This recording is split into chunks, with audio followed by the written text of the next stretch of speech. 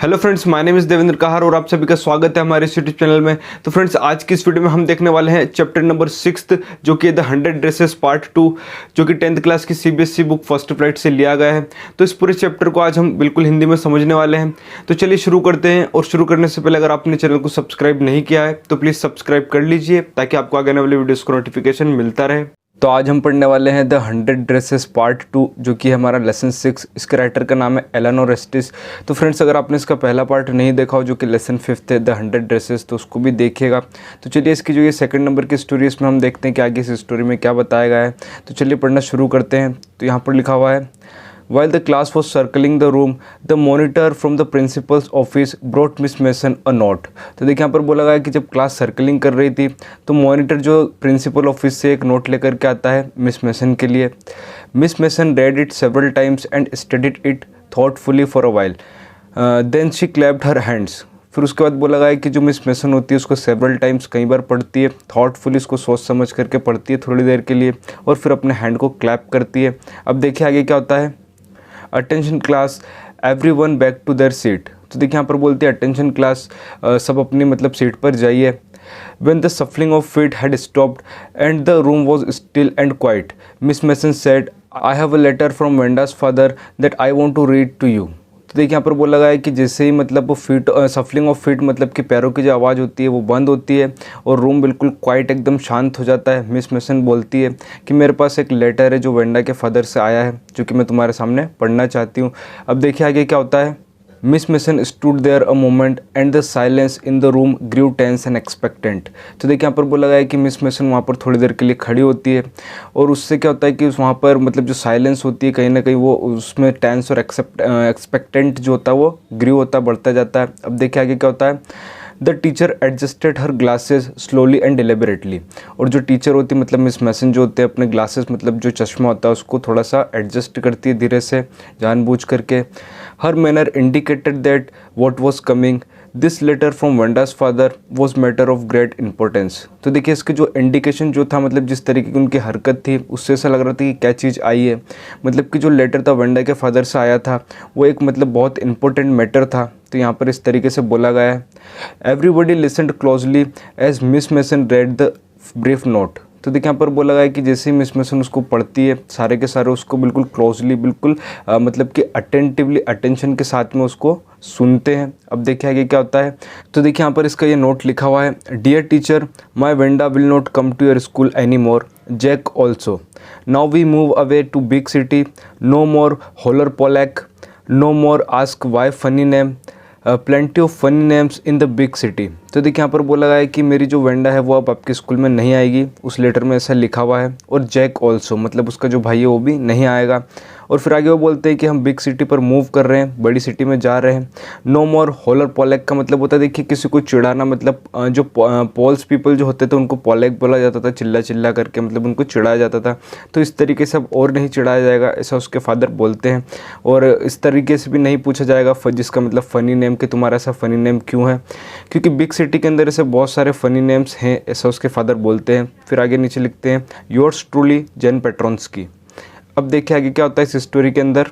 A deep silence made the reading of this letter. तो इस letter को जैसे वो पढ़ती है उसके बाद में एक डीप साइलेंस रूम के अंदर होती है। Miss mason took of her glasses, blue on them and wiped them on her soft white handkerchief. तो देखिए यहाँ पर बोला गया है कि मिस मेसन जो होती है अपने ग्लासेस को निकालती है, ब्लू ऑन देम मतलब उसको थोड़ा सा फूक मारती है और अपने जो वाइट हैंकरचीफ होता है उससे थोड़ा सा उसको पोंछती है। Then she put them on again and looked at the class. तो देखिए यहाँ पर बोला गया है कि जो मिस मेसन होती है वापस से अपने चश्मे को निकाल करके वापस से उसको पहनती है और क्लास की तरफ देखती है। When she spoke her voice was very low. और जैसे वो बोलती है उनकी जो वॉइस होती है बहुत ज़्यादा लो होती है। अब देखिए आगे वो क्या बोलती है। I am sure that none of the boys and girls in room 13 would purposely and deliberately hurt anyone's feelings because his or her name happened to be a long unfamiliar one. तो देखिए यहाँ पर बोलती है कि मैं इसको लेकर के बहुत श्योर हूँ कि जो बॉयज़ और जो गर्ल्स है रूम नंबर 13 के अंदर पर्पसली मतलब जानबूझ करके डिलिबरेटली किसी की भी फीलिंग्स को हर्ट नहीं करेगा, क्योंकि उसका जो नाम है वो थोड़ा सा लंबा है और थोड़ा सा अनफेमिलियर है। फिर आगे वो बोलती है I prefer I prefer to think that what was said in thoughtlessness. तो देखिए यहाँ पर वो बोलती है कि मुझे ऐसा लगता है या मैं ऐसा सोचती हूँ कि जो भी बोला गया था है ना, वॉट वॉज सेड वो बिल्कुल थॉटलेसनेस के कारण बोला गया था, है ना समझी में बोला गया था। I know that all of you feel the way I do. फिर आगे वो बोलती है कि मैं जानती हूँ कि आप भी वैसे ही फील कर रहे हैं जैसा मैं फील कर रही हूँ। That this is a very unfortunate thing to have happened. और वो बोलती है कि जो भी हुआ है वो बहुत अनफॉर्चुनेट है, दुर्भाग्यशाली है, अनफॉर्चुनेट एंड सैड बोथ। और वो आगे बोलती कि ये बिल्कुल मतलब दुखनीय है और अनफॉर्चुनेट है, दुर्भाग्यशाली वाली दुर्भाग्य की बात है। And I want you to think about it. और फिर आगे बोलती कि मैं चाहती हूँ कि तुम इस पर सोचो। अब देखिए आगे क्या होता है। The first period was a study period. Maddie tried to prepare her lessons, but she could not put her mind on her work. तो देखिए यहाँ पर बोला गया है कि जो फर्स्ट पीरियड था वो स्टडी पीरियड था। मैडी बहुत मतलब अपने लेसन्स को प्रिपेयर करने की कोशिश करती है, पर वो अपने माइंड को अपने वर्क पर नहीं फोकस कर पाती है या उस पर नहीं लगा पाती है। She had a very sick feeling in the bottom of her stomach. तो देखिए यहाँ पर बोला गया कि उसके स्टमक में बहुत सिक फीलिंग मतलब बीमार होने की फीलिंग्स उसके अंदर आती है। True, she had not enjoyed listening to Peggy ask Wenda how many dresses she had in her closet. तो देखिए यहाँ पर बोला है कि ये बात सच थी कि उसको बिल्कुल भी इस चीज़ में मज़ा नहीं आता था सुनते हुए जब पैगी पूछा करती थी वेंडा से कि उसके जो क्लोसेट है उसके अंदर कितनी ड्रेसेस है। But she had said nothing. तो यहाँ पर बोला गया पर उसके बावजूद भी वो कुछ नहीं बोलती है। She had stood by silently and that was just as bad as what Peggy had done. तो देखिए यहाँ पर बोला गया है कि वो बिल्कुल साइलेंटली खड़ी रहा करती थी, तो ये बिल्कुल उतना ही बुरा था जितना कि पैगी ने किया था, ऐसा बोला गया। वर्ड्स बहुत ज़्यादा बुरा था। She was a coward. तो देखिए यहाँ पर बोला गया कि जो मैडी थी वो बहुत कावर्ड थी। At least Peggy hadn't consider they were being mean but Maddie had thought they were doing wrong. She could put herself in Wanda's shoes. तो देखिए यहाँ पर बोला गया है कि पैगी जो है वो इस बात को कभी भी कंसिडर नहीं करेगी या मानेगी नहीं कि वो बहुत ज़्यादा मतलब नीच हरकत कर रही है या मतलब कोई गलत काम कर रही है। लेकिन यहाँ पर अगर मैडी की बात करें तो उसको अच्छे तरीके से पता था कि वो गलत कर रहे हैं। वो चाहती तो वेंडा का सपोर्ट कर सकती थी, इस तरीके से यहाँ पर बोला गया है। अब देखिए आगे क्या होता है। Goodness wasn't there anything she could do, कि वहाँ पर कुछ ऐसी चीज़ नहीं थी जो वो नहीं कर सकती थी। If only she could tell Wanda she hadn't mean to hurt her feelings. तो वो चाहती तो ऐसा ही बोल सकती थी कि उसको हर्ट करने का उसका मतलब उसकी फीलिंग्स को हर्ट करने का उसका कोई भी इरादा नहीं था या ऐसा कोई मतलब नहीं था। She turn around and stole a glance at Peggy but Peggy did not look up. तो देखिए यहाँ पर बोला गया कि वो धीरे से टर्न करती है और पैगी की तरफ देखती है, पर पैगी ऊपर नहीं देखती है। She seems to be studying hard. और जो पैगी होती है बहुत ज़्यादा ऐसा लग रहा होता है कि वो स्टडी कर रही है। Well whether Peggy felt badly और not, Maddie had to do something, she had to find Wanda Petronski. तो देखिए यहाँ पर बोला गया है कि इससे फ़र्क नहीं पड़ता कि जो पैगी थी उसको बुरा लग रहा है या नहीं लग रहा है, पर यहाँ पर अगर मैडी की बात करें तो उसको कुछ ना कुछ करना था। तो वो चाहती थी कि वो कहीं ना कहीं जो वेंडा पेट्रोन्स्की उसको जा करके ढूंढे, तो वो उसको ढूंढना चाहती थी। May be she had not yet moved away, और वो सोचती हो सकता है शायद वो अभी तक नहीं गए होंगे। May be Peggy would climb the Heights with her, और हो सकता है कि शायद पैगी जो है उसके साथ में हाइट्स मतलब बोगिंस हाइट पर जाए या ना जाए, हो सकता है जाए या ना भी जाए, इस तरीके की वो सोच रही होती है।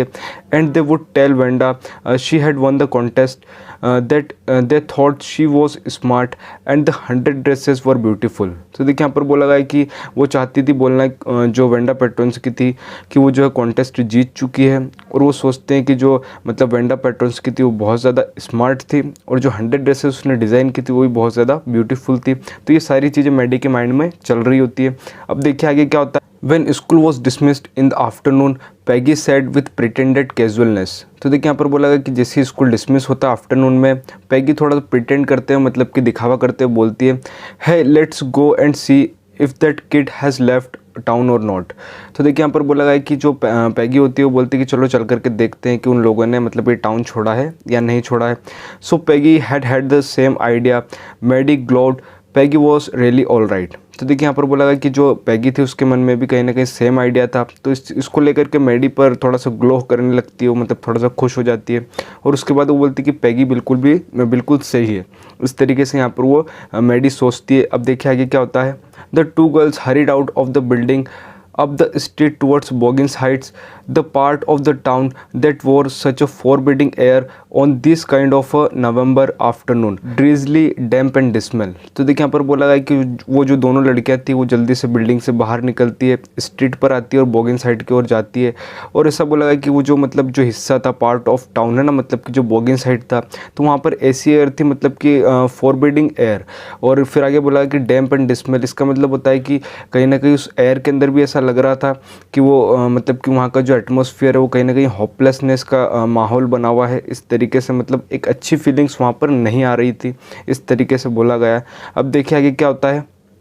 Well, at least, said Peggy gruffly, I never did call her a foreigner or make fun of her name। तो देखिए यहाँ पर वो ग्रफली इस तरीके से बोलती है कि मैंने कभी भी उसको मतलब फॉरेनर करके नहीं बोला है और उसके नाम का कभी मजाक नहीं बनाया है। I never thought she had the sense to know we were making fun of her anyway. I thought she was too dumb and gee, look how she can draw। तो देखिए यहाँ पर बोला गया है कि जो पैगी होती है वो बोलती है कि मुझे मतलब ऐसा कभी मैंने सोचा नहीं था कि उसके अंदर इतना दिमाग होगा कि वो जान सके कि हम उसका मजाक बना रहे हैं।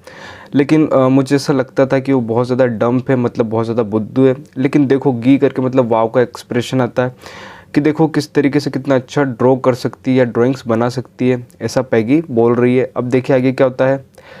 मेडी कुड से नथिंग, मेडी यहाँ पर कुछ नहीं बोल पाती है। All she hoped was that they would find Wanda, तो वो चाहती थी कि मतलब वेंडा को जल्दी से ढूंढ सके या ढूंढ पाए।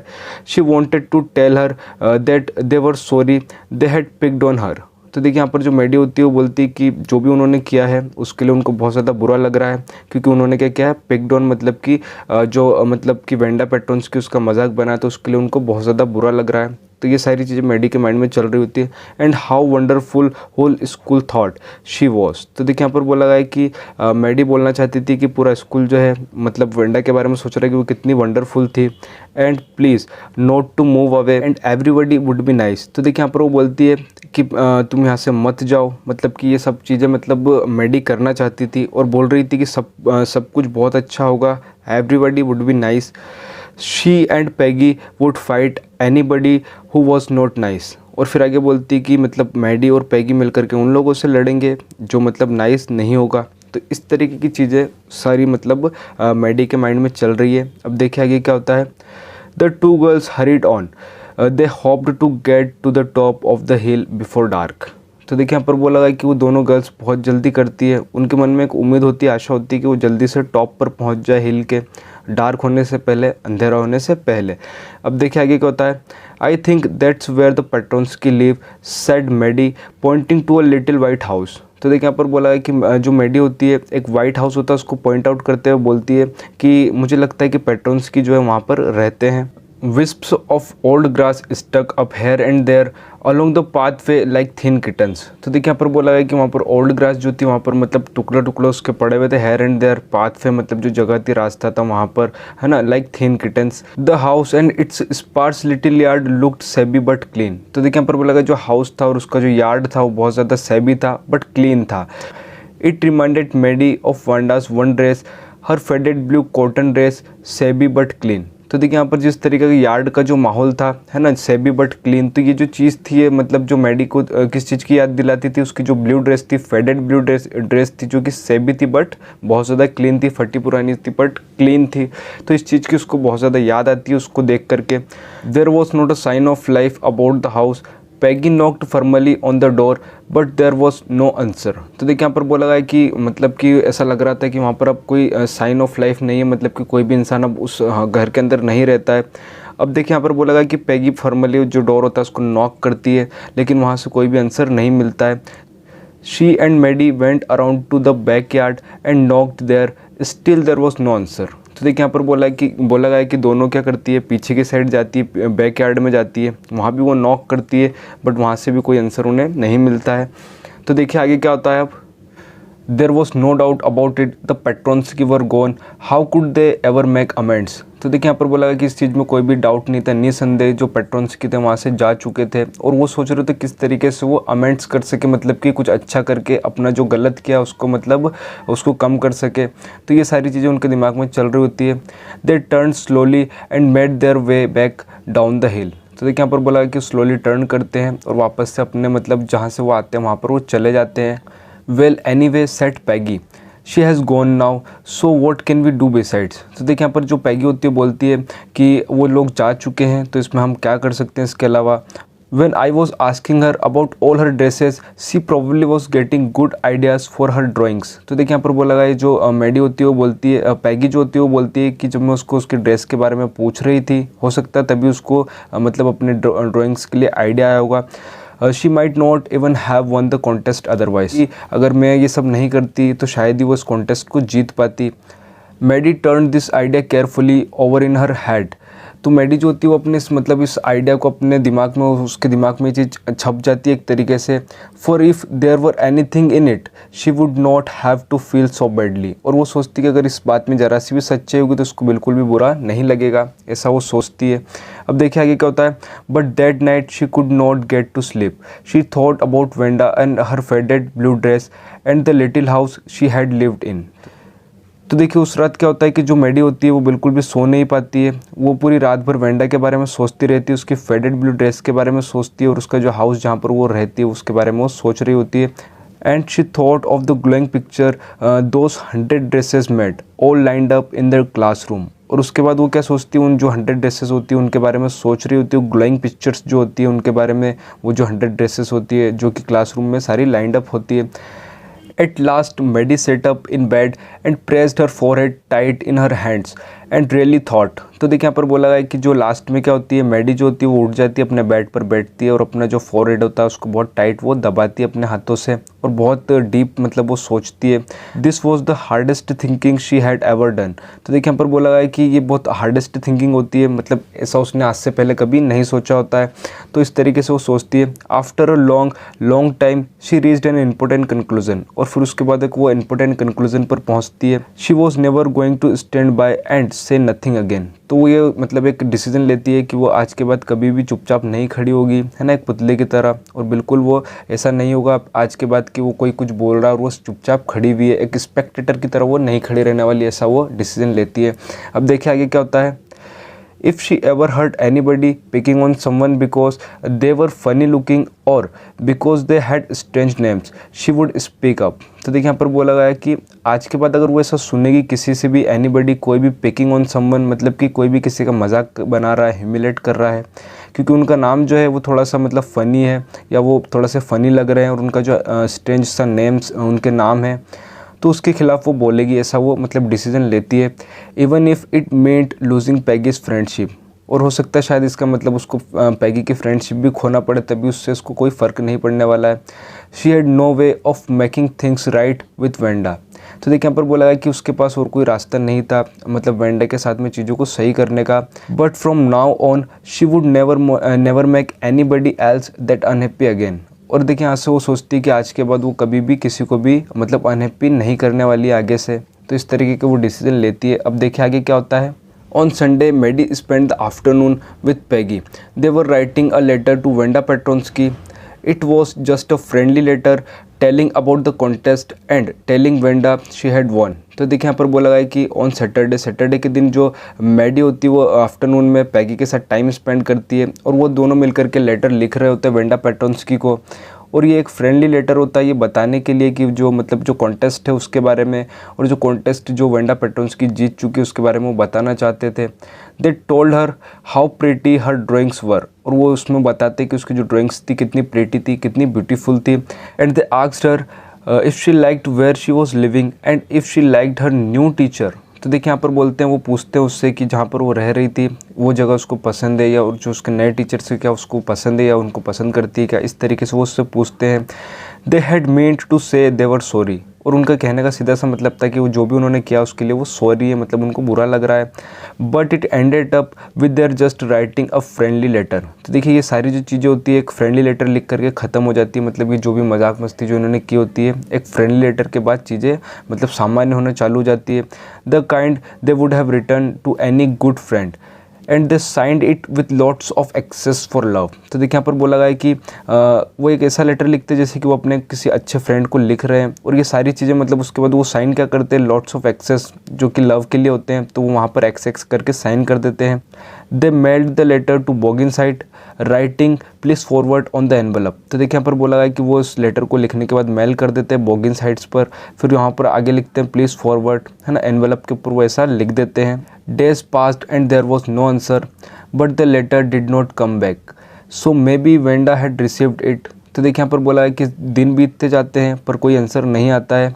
हो सकता है कि वो जो लेटर है वो मतलब वो जो लेटर होता है वो वापस भी नहीं आता है। हो सकता है कि वो लेटर जो वेंडा है उसने रिसीव कर लिया है। Perhaps she was so hurt and angry she was not going to answer. तो हो सकता है कि शायद वो बहुत ज़्यादा मतलब हर्ट हो, बहुत ज़्यादा एंग्री हो, इस वजह से वो अब मतलब उसका आंसर नहीं करने वाली हो या उसका जवाब नहीं देगी। यू कुड नॉट ब्लेम हर, और बोलती कि तुम उसके लिए उसको ब्लेम भी नहीं कर सकते हो। Weeks went by and still Wanda did not answer. इस तरह से सप्ताह भी निकल जाते पर वेंडा किस तरह का आंसर नहीं देती है, मतलब कि उसका रिप्लाई नहीं देती है लेटर का। Peggy had begun to forget the whole business and Maddie put herself to sleep at night making speeches about Wanda। तो देखिए यहाँ पर बोला गया है कि पैगी जो होती है वो मतलब ये सारी चीज़ों को भूलना धीरे धीरे शुरू कर देती है, शुरू हो जाती है, मतलब कि वो सारी चीज़ उसके दिमाग से अब निकलने लगती है। और जो मैडी होती है वो भी अपने आप को सुलाने में सक्षम हो पाती है और रात भर मतलब मेकिंग स्पीचेस इस तरीके से मतलब चीज़ें वो बड़बड़ाती रहती है वेंडा के बारे में। Defending her from great crowds of girls who were trying to tease her with. तो देखिए यहाँ पर मतलब इस तरीके उसके दिमाग में चल रहा होता है कि वो जो मतलब वो वेंडा पेट्रोन्स की है मेडी उसको मतलब डिफेंड कर रही है उन लड़कियों से, उस क्राउड से जो उसका मतलब क्या उसको टीज करने की कोशिश कर रहे हैं। How many dresses have you got, मतलब इस तरीके से मतलब वेंडा को परेशान किया जा रहा है। And before Wanda could press her lips together in a tight line the way she did before answering Maddie would cry out stop then everybody would feel ashamed the way she used to feel। यहाँ पर situation ऐसी कि मतलब जो Wanda patrons की जब उसको परेशान किया जाता था तो वो क्या करती थी, पहले अपने लिप्स को दबा करके, टाइट लिप जो होते हैं उसको दबा करके आंसर दिया करती थी। लेकिन यहाँ पर मेडी क्या कर रही है, अब उसको अपने सपनों में डिफेंड कर रही है। तो उसके लिप्स को दबाकर आंसर देने से पहले जो मेडी होती है वो चिल्ला करके बोलती स्टॉप, है ना, मतलब सबको रोक देती है, उसको आंसर भी नहीं देने देती है। और उससे जैसी मतलब मेडी बोलती है स्टॉप और सारे के सारे क्या होते हैं उनको मतलब बहुत ज़्यादा बुरा लग रहा होता है। तो इस तरह की चीज़ें मतलब मेडी के दिमाग में चल रही होती है। Now it was Christmas time and there was snow on the ground. तो देखिए अब क्रिसमस का टाइम होता है और जो स्नो होती है पूरे ग्राउंड पर होती है। Christmas bells and a small tree decorated the classroom. तो देखिए यहाँ पर बोला गया कि जो क्रिसमस बेल्स होती है और जो मतलब जो ट्रीज़ होते हैं स्मॉल ट्रीज, उससे क्लासरूम को डेकोरेट किया जाता है। On the last day of school before the holidays. तो ये कब किया जाता है, डेकोरेट कब किया जाता है, जो लास्ट डे होता है स्कूल का उस दिन, बिफोर हॉलीडे मतलब हॉलीडे से पहले। The teacher showed the class a letter she had received that morning. और उसी बीच क्या होता है कि जो टीचर होती है एक लेटर जो उनको मिला होता है उसको मतलब वो मॉर्निंग में बच्चों को बताती है। अब देखिए क्या लेटर है ये, इसके बारे में या किस बारे में है वो हम आगे देखते हैं। तो देखिए यहाँ पर जो मिस मेसन होती है वो लेटर दिखा करके उनको कुछ बोलती है। You remember Wanda Petronski the gifted little artist who won the drawing contest. Mason होती है वो क्लास से पूछ रही होती है क्या तुम्हें याद है वेंडा पेट्रोन्स्की, वो एक लिटिल आर्टिस्ट जिसने ड्राइंग कॉन्टेस्ट को जीता था। Well she has written me and I am glad to know where she lives. और देखिए यहाँ पर वो बोलती है कि मैं बहुत खुश हूँ कि उसने मुझे कुछ लिखा है और अब मैं ये भी जानती हूँ और ये जान करके खुश हूँ कि वो कहाँ पर रहती है। बिकॉज क्योंकि now I can send her medal, क्योंकि अब मैं उसको मेडल सेंड कर सकती हूँ। I want to read her letter to you. और फिर जो मिस मेसन होती बोलती कि उसका जो लेटर जो आया है मैं तुम्हारे सामने पढ़ना चाहती हूँ। The class setup with the sudden interest and listened intently. तो देखिए यहाँ पर बोला गया जो क्लास होती है वो सडन इंटरेस्ट के साथ में वहाँ पर बैठ जाती है और बिल्कुल इंटेंटली उसको सुनती है। अब देखिए आगे क्या होता है। तो देखिए यहाँ पर जो वेंडा पेट्रोन्स्की ने जो लेटर लिखा है ना, उसको यहाँ पर वो पढ़ती है। Dear Miss Mason how are you and room 13। तो वो उसमें पूछती कि मैडम आप कैसे हैं और रूम नंबर 13 कैसा है। Please tell the girls they can keep those 100 dresses. और वो बोलती कि उन गर्ल्स से बोल दीजिएगा कि वो 100 ड्रेसेस रख सकती है। Because in my new house I have 100 new ones. क्योंकि मेरे नए हाउस में नई 100 ड्रेसेस और हैं, all lined up in my closet. और सारी की सारी मेरे क्लोसेट में लाइंड अप है। I would like that girl Peggy to have the drawing of the green dress with the red trimming। तो देखिए यहाँ पर वो बोलती कि मैं चाहती हूँ कि पैगी जो है वो क्या करे, ग्रीन ड्रेस को रख ले जिसमें रेड ट्रिमिंग्स लगे हुए हैं। And her friends Maddie to have the blue one. और मैं चाहती हूँ कि जो उसकी फ्रेंड जो मेडी है वो ब्लू कलर की जो ड्रेस है उसको रख ले। For Christmas I miss that school and my new teacher does not equalize with you. तो देखिए यहाँ पर बोलती है जहाँ तक क्रिसमस की बात है तो मैं स्कूल को बहुत मिस कर रही हूँ और जो मेरे नए टीचर है वो आपकी तरह अच्छे नहीं है या आपकी तरह इक्वलाइज नहीं है। Merry Christmas to you and everybody. और फिर वो बोलती है सबको मतलब क्रिसमस की बधाइयाँ देती है, योर्स ट्रूली वेंडा पेट्रॉन्स की। और इस तरीके से वो लिखती है लेटर। अब देखिए आगे क्या होता है। On the way home from school, Maddie and Peggy held their drawings very carefully। तो देखिए वो मतलब जो स्कूल से घर जब दोनों आती है मैडी और जो पैगी होती है तो अपनी ड्राइंग्स को बहुत केयरफुली पकड़ करके लेकर के आती है। All the houses had wreaths and holly in the windows। तो देखिए यहाँ पर बोला है कि जो हाउसेज होते हैं उसमें wreaths मतलब मालाएं लगी होती है, विंडोज़ में भी। Outside the grocery store, hundreds of Christmas tree were stacked and in the windows candy peppermint sticks and cornucopias of shiny transparent paper were strung।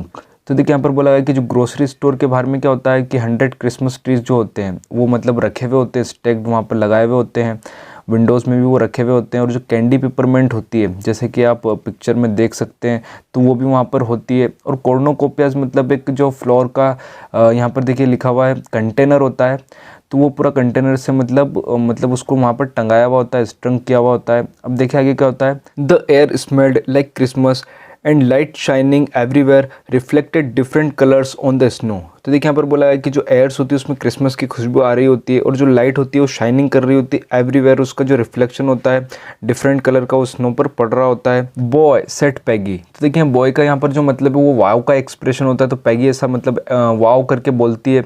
This shows she really likes us. तो ये चीज़ हमें बताती है कि वो हमें बहुत ज़्यादा पसंद करती थी, मतलब जिस तरीके से उसने ड्राइंग्स उन्हें दी थी। It shows she got a letter and this is her way of saying that everything's all right and that's that. तो देखिए यहाँ पर बोला है कि ये चीज़ें हमें बताती है कि उसको मतलब हमारा लेटर मिल चुका है और ये उसका तरीका था बोलने का कि सारी चीज़ जो है बिल्कुल ऑल राइट है, और यही सब सारी चीज़ें थी। इस तरीके से मतलब जो पैगी है वो बोल रही होती है। अब देखिए आगे क्या होता है। I hope so said Maggi sadly. तो देखिए यहाँ पर बोला गया है कि जो मैडी होती है वो बोलती है आई होप मतलब मुझे ऐसी उम्मीद है, इस तरीके से सैडली वो बोलती है। She felt sad because she knew she would never see the little tight lipped polish girl again and couldn't ever really make things right between them. तो देखिए यहाँ पर बोला गया कि जो मैडी होती है उसको बहुत ज़्यादा बुरा लग रहा होता है क्योंकि वो जानती थी कि आज के बाद वो इस मतलब जो टाइट लिप्ड पॉलिश गर्ल मतलब कि जो वेंडा पैटर्न्स की उसको अब वो नहीं देख पाएगी, और बहुत सारी चीज़ें ऐसी होगी जो अब उनके बीच में मतलब सही नहीं होने वाली है, जिसको वो सही नहीं कर सकती है ना। Couldn't ever really make things right मतलब चीज़ों को अब वो सही नहीं कर सकती है। अब देखिए आगे क्या होता है।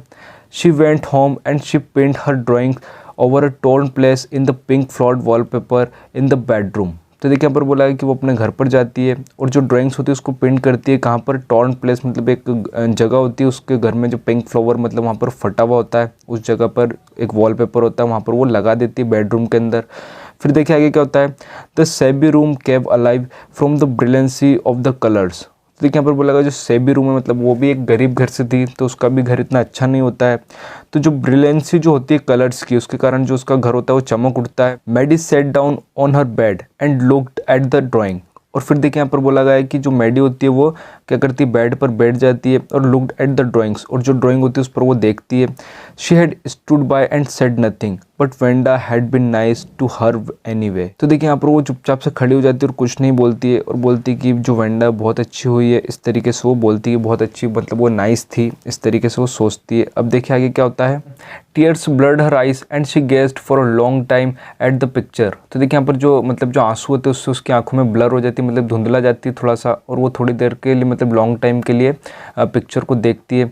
Then hastily she rubbed her eyes and studied it intently. तो देखिए यहाँ पर बोला गया कि हैस्टली वो क्या करती है अपनी आंखों को पोंछती है और उसको बहुत ध्यान से उत्साहपूर्वक देखती है, लालसा के साथ देखती है। The colours in the dress were so vivid that she had scarcely notice the face and the head of the drawing. देखिए यहाँ पर बोला है कि जो ड्रेस के अंदर कलर थे वो बहुत ज़्यादा मतलब चमकीले थे, विविड थे, और शायद ही मतलब जो मतलब मैडी थी उसने जो फेस था और जो हेड था ड्राइंग के अंदर उसको नोटिस किया होगा, है ना, because of that vivid colours मतलब जो चमकीले कलर्स थे उसके कारण। अब देखिए आगे क्या होता है। But it looked like her. But जो फेस था और जो हेड था वो बिल्कुल उसी की तरह लग रहा था, मैडी की तरह लग रहा था। Maddie it really looked like her own mouth. और जो मतलब जो चेहरा था वो बिल्कुल उसके चेहरे की तरह लग रहा था, मैडी की तरह। Why it really looked like her own self. Wanda had really drawn this for her excitedly she ran over to Peggy's. तो देखिए यहाँ पर वो सोचती कि वो उसके मतलब उसके चेहरे की तरह ऐसा क्यों लग रहा है, उनके उसके जैसा क्यों लग रहा है। और फिर वो सोचती कि जो वेंडा है उसने सच में उसको खुद को बना, मतलब कि मैडी को उसने यहाँ पर ड्रॉ किया है। और वो बहुत ज़्यादा एक्साइटेड हो जाती है और एक्साइटेड होकर के क्या करती है, पैगी के पास में जाती है। Peg she said let me see your picture. और फिर वो जा कर के बोलती कि पैगी है ना, मुझे अपनी पिक्चर दिखाओ, मुझे देखने दो, इस तरीके से वो बोलती है। व्हाट्स द मैटर आस्क्ड पैगी। तो देखिए यहाँ पर जो पैगी होती है वो बोलती क्या बात है, क्या हुआ, इस तरीके से पूछती है। As they clattered up to her room where Wanda's drawing was lying face down on the bed. तो देखिए यहाँ पर बोला गया है कि वो उस जगह पर जाते हैं जहाँ पर रूम के अंदर जो वेंडा की जो ड्राइंग होती है उल्टी मतलब पड़ी हुई होती है। Maddie carefully raised it. और मैडी उसको बिल्कुल केयरफुली उठाती है। अब देखिए आगे क्या होता है। Look she drew you that's you she exclaimed. तो देखिए यहाँ पर वो जो मैडी होती है बोलती है कि देखो उसने तुम्हें बनाया है, ये तुम हो, इस तरीके से वो बताती है। And the head and face of this picture did look like Peggy. तो देखिए यहाँ पर बोला है कि जो फेस था और हेड था बिल्कुल पैगी की तरह लग रहा था। अब देखिए आगे पैगी क्या बोलती है। व्हाट डिड आई से said Peggy she must have really liked us anyway. तो यहाँ पर जो पैगी होती है बोलती कि मैंने क्या कहा था कि वो हमें सच में बहुत ज़्यादा पसंद करती थी। Yes she must have agreed Maddie. और मैडी इस बात से एग्री करती कि वो उन्हें पसंद करती थी। And she blinked away the tears that came every time she thought of Wenda standing alone in that sunny spot in the schoolyard। तो देखिए यहाँ पर जो मतलब मैडी होती है वो उसी बारे में सोच रही होती है। वेंडा स्टैंडिंग मतलब वेंडा जो है वो सनी स्पॉट पर खड़ी हुई है स्कूल यार्ड के अंदर। तो उस बारे में वो मतलब पुरानी सारी चीज़ों को वो याद करती है। Looking stolidly over at the group of laughing girls after she had walked off after she had said sure 100 of them all lined up. तो ये पुरानी जो सारी चीज़ें उसको याद आ रही होती है कि जो मतलब वेंडा पेट्रॉन्स की होती है वो बहुत ज़्यादा स्टोलेटली वहाँ पर खड़ी हुई होती है चुपचाप और निरुत्साहित वो लग रही होती है। और जो लड़कियाँ होती है उसका मजाक बना रही होती है। और उसके बाद वो थोड़ा सा आगे चल के बोलती है कि मेरे पास 100 ड्रेसेस है, सारी की सारी लाइंड अप है। तो पुरानी सारी चीज़ें उसके दिमाग में वापस मतलब उसको ऐसा दिख रहा होता है, ये सारी चीज़ें उसको याद आ रही होती है मैडी को। तो ये पूरा चैप्टर था फ्रेंड्स। तो आई होप कि आपको ये अच्छे समझ में आएगा। और अगर आपको वीडियो पसंद आई तो प्लीज़ लाइक कीजिए, शेयर कीजिए और सब्सक्राइब कीजिए। तो आई होप फ्रेंड्स कि आपको ये पूरा चैप्टर बहुत अच्छे से समझ में आएगा। और अगर आपको वीडियो पसंद आई तो प्लीज़ लाइक कीजिए, शेयर कीजिए और सब्सक्राइब कीजिए। और इसी तरह से keep watching, keep learning and keep moving. Thank you so much for watching this video.